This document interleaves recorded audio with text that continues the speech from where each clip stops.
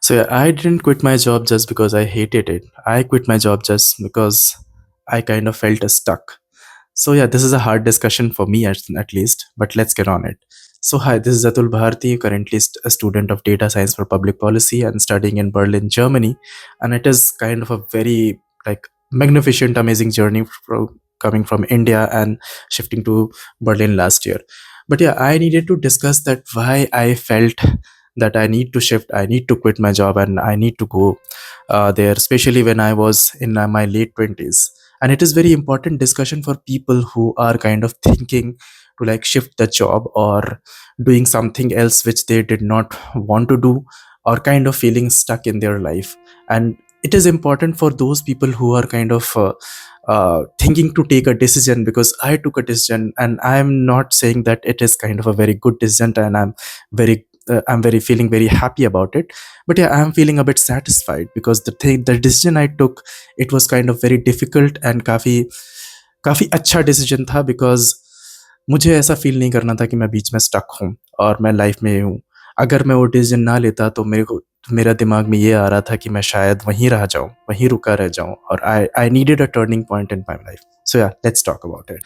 The things are harder to explain, especially when it is not on paper. It is in your mind, it is in your belief system, and especially it is going against your belief system, because you kind of feel that it is going against your belief system, but it is very difficult for you to explain to other people that why it is against your belief system.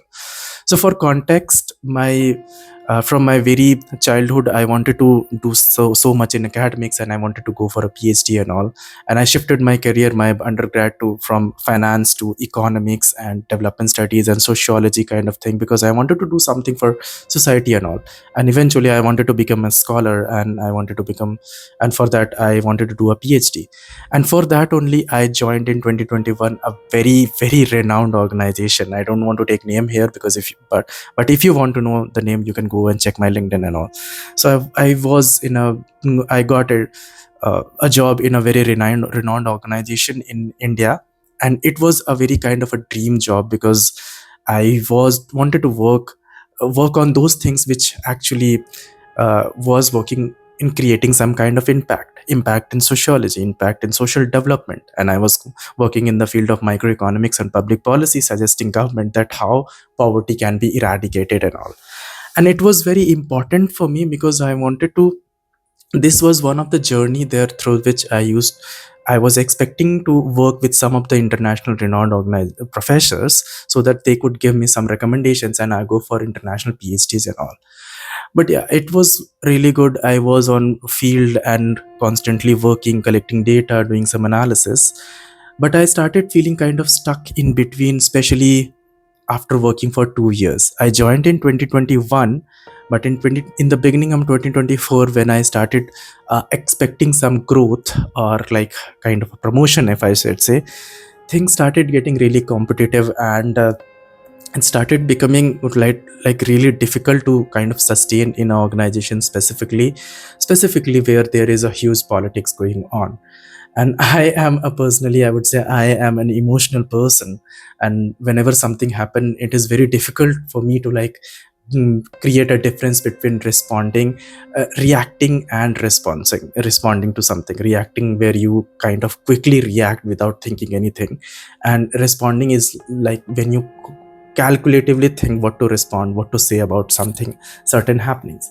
So being an emotional person, I specifically used to react on things. And after 25 years of age, you don't really feel like changing yourself. You feel like that's how you're built upon.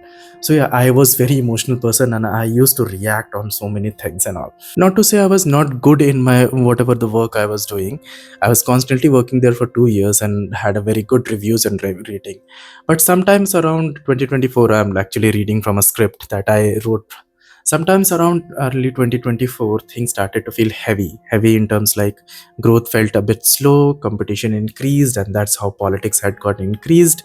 And as I was saying, I'm an emotional person. I retaliated with some huge emotions, and reacted honestly, not strategically, I would say. and that didn't work in my favor. And in 2024, when the competition increased, my focus kind of started shifting somewhere else. I started focusing more on my PhDs and started discussing with for my recommendations and all. 2024 was my hardest year of my life because it was a year of transition, and that was the year of also my late 20s, because in late 20s, especially when you have a kind of a job which is actually paying you well, and you started thinking about stability, and you kind of create a kind of a life where money is involved, you have a lifestyle. And when you think about leaving a job which is, and you have no other options, your life kind of demands a kind of money that you are earning, and suddenly after 1 month you are not earning anything, and you don't have also much saving, because I am the person who has spent all my savings in traveling and all. So it was kind of really really difficult, but I had to take the decision, because as I said, I was kind of feeling a bit not a bit, a lot of, like, I'm stuck. I thought that if I do not do something right now, I will be stuck forever, and I don't didn't want to stuck in kind of a corporate kind of a situation. Yes, it was paying me well, but I am not. I'm an emotional person, and I cannot work in a corporate life situation and all. So I took a decision that was really difficult, especially if you come from a very uh, lower middle class family, because your money has some meaning for you, and your family is kind of dependent on you. But I had to take a decision and all. And you know what? I was, after quitting on my job, I specifically focused on my PhD applications and all. And I thought that this was my way to create a new life and all. But I didn't think that this will also not be working for me, because in early 2025, I got majority of the rejections from my PhD applications. I was specifically applying in US and some universities in Europe, and they require huge, very great recommendations, and I had some negative responses from some of the professors. Some professors were really kind to me, like responding that I'll write a letter, but they did not say and did not. I believe that some of the letters wasn't very good, because my application and my proposal was very good, that some of the professors were like, to whom I applied, some of the professors were very good in terms of accepting my application, but ultimately overall application they rejected me. So yeah, second half of 2024 and the first beginning of 2025 was one of the worst phases of my life, because things were not well with me, and I was in my late 20s, and I was saying that if I lose my job, if I lose my life right now, what I will do in the future, how my life will get on and all.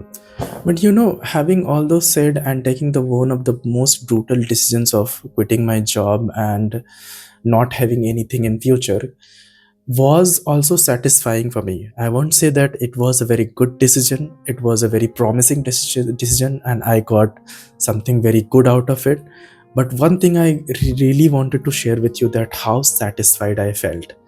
I was feeling kind of burned out and drained in my job. I was feeling really drained in my PhD applications. But after some time, like after 4 years of my life, working life, I had a space in my life. I started thinking creatively. And that's also the area where, in the phase where I started working on YouTube. Although I'm still not working very well in YouTube, but yeah, that's a long journey and a different topic. I started feeling lazy, and not lazy, not in a very bad way, but I started making and doing things which wasn't based on deadlines.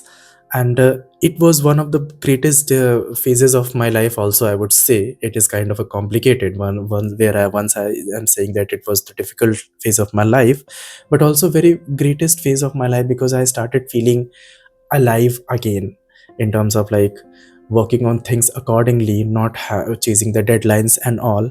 And I honestly believe that I would have stayed there for years, not because I loved it, because it was kind of safe. And you know what, after 6 months of in 2025, life took a very amazing turn, and I am in Germany right now, in Berlin. I'm studying, I'm working, I'm rebuilding. I won't say the life is bad here. I won't. No, no. I won't say the life is very good here. I won't say that I have received what I was expecting. I won't say that I'm in a PhD right now. I'm doing something else. But yeah, I'm in a place that I have a space to rebuild myself, rebuild in terms of what I want to do, what I want to do creatively, what I want to work on, what I in academics, what I want to focus, and especially with academics, how also I can make money. And I am in the phase of finishing my 20s, and now I am rebuilding my life. So that's why I will say that it's not very ideal that you take a pause and you start rebuild your life in your late 20s or beginning of 30s. But I would say that it's necessary. If you're feeling stuck, it's necessary to rebuild your life, because if you would not do it right now, especially if you're feeling stuck, in future, in my opinion, you would be doing the same thing for the rest of the life. Because after 30s, if you're not married, you'll start thinking about marriage, and all those things, societal problems and pressures can will get intertwined with themselves, and you will kind of feel stuck around it. So if you're thinking that you need and you are dragged and you need to do something else, it's the time right now. You have to restart, rebuild right now. And I wouldn't say that restarting is very great in something. It's hard, it's painful. You have to take a decision, but you have to take a decision that you should do it, because if you do not do it right now, you will stuck for the future. And I kind of felt the same. I hope that some people of you watching till now might be relating it with, but I all took the decision. And I wasn't saying that, and I will not say that it's comfortable. It's beautiful, it's glamorous, it's financially sound, but it's satisfying.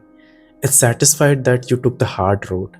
It's satisfied that you listen to your heart. It is satisfying that you do what you wanted to do. You are doing what you wanted to do. So being satisfied, being listening, continuously listening to your heart is kind of really beautiful. And I'm here for that. And I believe that those who are watching till now, they will also understand and kind of resonate with me. So that's the only thing matters. Yeah. And I want to listen to your stories. If you're also kind of stuck in your life, if you're in your corporate life and you want some change, it's time right now to take a decision. And ultimately, it's not about how much money you're making, how comfortable your life felt in terms of like comfortability, those capitalistic societal capitalistic comfortability. It's about your how comfortable your heart is, how comfortable your life is. And I won't say that I am very comfortable in terms of money and all. I'm continuously working for my ass off, and but my heart is kind of satisfied that what I'm doing right now is I wanted to do. And on that note, I wish you all a very good luck in terms of whatever decision that you wish to take and you want to take. And I wish myself also very good luck that I will do good in my life. If you have listened to me till now, I believe that you would want to listen to me in future also. And for that, I would request everyone to like subscribe and support in this my YouTube journey of finding yourself, self-satisfaction and self-comfortability. Bye bye.